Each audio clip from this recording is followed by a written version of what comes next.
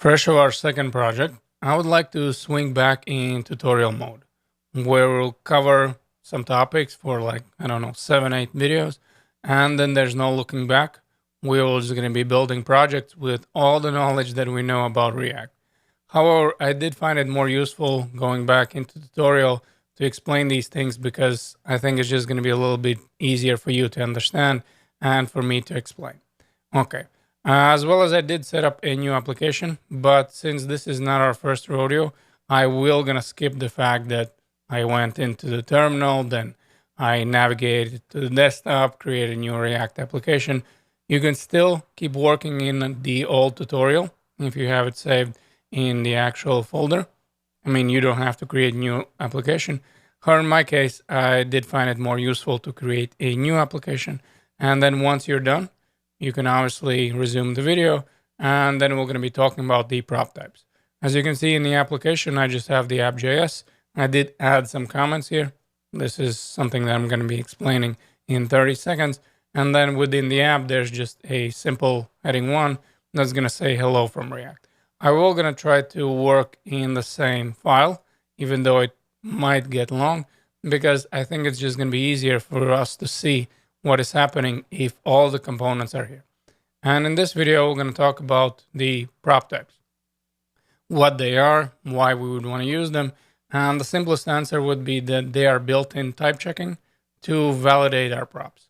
We do need to install them as a separate module though. And while these wouldn't be all of them, then you can see that we obviously have, let's say for array, we can check whether the prop is array, boolean, function, and you get the idea. However, for this, why don't we again create an example, because it will just gonna make a little bit more sense as we can see what happens if our props fail in the real life. So let's say we're gonna have some kind of component. The name is gonna be the person, and I'm gonna write away the structure that the person is gonna be getting 3 props. Let's say image, then we're gonna have name as well as age. So far, so good. We have definitely done this way too many times for us to have the confusion about what is happening right now. Okay, so let's do return. So we're going to be returning something. And then let's say in this case, this is going to be an article. So obviously this would be an HTML tag. And then within the article, there's going to be an image. Here we're going to be having the source for the image. This is obviously something that we're going to be passing as a prop. Then also let's do maybe a alternative. Let's say, okay, so this is going to be the text with person. Then we can do 2 heading 4s. One is going to be name, and that is going to be equal to obviously the prop of name. And you probably already guessed it that the last one is going to be age. And we're going to be looking for here, I don't know, the prop of age. So far, so good. Okay, what else we have? Well, we have the app. So why don't we set up another component? However, this is going to be the class case component where we're going to render the person. So let's say class person. And we're going to call this list extends. And obviously we need to extend it not from the command. My apologies. We're going to be looking for component and we're extending from the component. And let's say here again, we need to obviously have the render method. And within the render method, we're going to have another return. Or in this case, let's return maybe a section. Let's say that we are returning and we obviously need to return the JSX. So within the section, first and foremost, let's just return 1 person. And then we're going to set up properly our state. And why don't we also render right away the person list? Because that way we're going to be able to see everything clearly, what is happening in our actual tutorial application. Okay, person list is being rendered right now. So I have right now person with no image, with no name, and with no age. And what I would like to do right now is set up some kind of state. Now, technically, we could have done this in a separate file. So if that's something you like to do, where you set up all your data in a separate file and just import it, like we had done already in the project, you obviously can do that. But in my case, I'm just going to create a state. And within the state, I don't know, I'm going to have some kind of array. Now, I'm going to name this array people array. And within the array, I'm going to have 2 items. So there's going to be 2 people. And the first one is going to be, let's say, ID of 1, the image. And for the image, you know what? Since I don't want to, again, copy and paste it, and place it in our application because I do find it way too time consuming. Again, I'm going to be heading over to the random person or random user where I'm going to get this URL so we don't have to copy and paste the image to our application. So let's say image. Okay, so that would be my first image. And then we're going to have to come up with some kind of name. So as always, I'm going to be biased and I'm going to say John. And obviously, if you have a different name, you can use yours. Then we're going to go with age. I don't know, we can do 24. And now let's copy and paste it. Now let's say that we would like to copy and paste it and have two of them. So the second one is going to be with an ID of 2. We're also going to change, I don't know, the image. I'm going to say 34. The name is here going to be Bob. And the age is going to be 27. And obviously, I would need to render this. And this is not how I would like to render because I have the state right now, and that is a list. We already know that we can access JavaScript within the JSX, within the curly braces. So why don't we loop through our array, the people array, and then display each and every item that we have or person that we have from using this const, basically the component that we have for the person. And I think this is just going to make a little bit more sense that way. Okay, so we're going to say here like this. So this dot state, we have people. Then we would like to obviously use the map method. And then there's going to be a callback function. Now this callback function is going to be looking for the person. And then we're going to be rendering the person component. Okay, all right. And in this case, it will going to be JSX. And we're going to say, okay, so we're passing the person. First of all, we would need to have the key. Remember, whenever we were rendering the list, that was one of the things that we needed, the key. And each and every person does have the key ID. So we can use that. Then also we can look for the image. We can say, okay, so we're going to be passing the image. Now, again, the image is going to be in the person image as well as the name. Obviously, that's also going to be self-explanatory. So person, name, and the last one is going to be, let's say, age, which is our last prop as well. And then for the age prop, we're going to be looking for the age key within the person. At the moment, as I'm rendering, there is a mistake. So it says, okay, so there is a unexpected token. And in our case, that would be what? Well, first and foremost, we have the section. So that's not going to be working out really well. So we can delete this. Then we can also look for the closing tag that we had for the person. And now the moment we saved, everything is working fine. We have the key, we have the image, we have the name. Awesome. But even though everything is working really well right now, let's start imagine the more of a real life scenario where you're all going to be getting this information from somewhere else. So again, whether that would be some kind of database, the headless CMS, the external API, and let's say that there's a mistake or you made a mistake, first and foremost.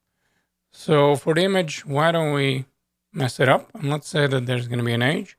And for the age, why don't we say the image? So let's kind of flip them around. Now, what do you see on the screen right now on the right hand side? Well, I see that the application is not something that we wanted. And that would be the first thing. Well, there can always be also a mess up here. So let's say that if we're looking for the name and somebody might have passed it, I don't know, the name is going to be 27, as well as the age is going to be Bob. So I'm right away showing you both examples, of course, where there's some kind of mess up, and we would need to figure out how we can fix that. And one of the ways how we can do that is using PropTypes, because you would have to agree. Now, this is probably not the application you were looking for as you were setting up or as you were requesting the information. You probably had something more of along the lines where everything is working with an image, the name, and the age. So why don't we install it? Like I said, first of all, we would need to install it as a separate module.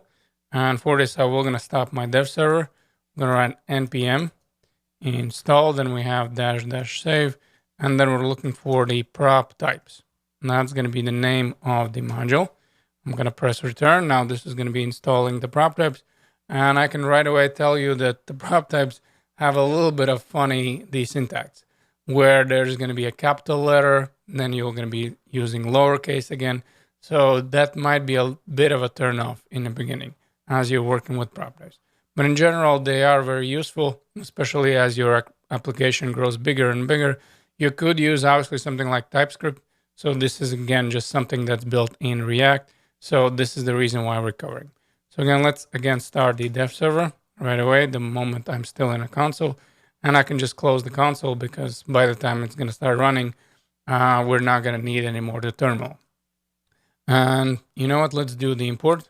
This is where we're going to be looking for the prop types, and we're going to say import. Then we're going to say prop types, something like this. And then from the prop types module. So let's write prop types. That's going to be our import. And then since the person is the one that's receiving the props and using the props, we're going to set up like this. We're going to say person. Then we're going to be looking for the prop types. And again, this is going to be done with a syntax of lowercase proto, not proto. Sorry, prop types. So this is going to be a little written like this. And then we're going to set it up as an object here. And again, this is not props types, but prop types. That would be the syntax. And then we need to write what kind of prop we're going to be looking for. Well, we have the image, we have the name, and we have the age. So why don't we set it up? So here I'm going to say for the image, first of all, I would want it as a string. And the way we write this is prop types. And now we're looking for the prop type of string. Again, this might be a little bit confusing in the beginning where we have the lowercase, then we're going back to the uppercase. But anyway, so that would be the syntax. And then we're going to write name. And for the name, again, we have the prop types. And for this, what would be the name prop? Well, I guess we're going to be looking for the string, as well as the last one is going to be the age. And for the age, let's again write prop types.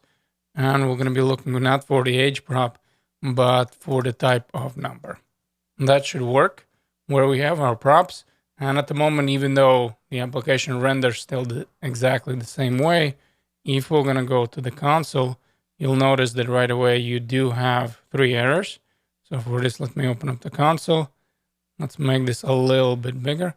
And as you can see right now, it tells you right away, well, you have the failed prop type. So you have the prop of image, and instead you're getting the number. So you would need to fix that. Okay, so why don't we head over back? And obviously we know already where we're looking for. So for the image, we will gonna check that. Okay, so there's something wrong with an image. Why don't we press the proper one? As well as let's right away fix it for the age, where we do have to have the age prop. So we fixed it. However, since the mistake was already made where the information was supplied, notice again it says, well, you have the invalid prop type name of the type number. So you would need to fix that as well. And that way you can start checking where are the mistakes. So in this case, again, we're going to flip it around. We're going to say Bob and not Bobo, but Bob. And then the age is going to be 27. Now, the moment we save it, we don't have the warnings. And this way we can start at least checking whether there's any kind of mistakes in the application that we're rendering as far as the prop types are concerned.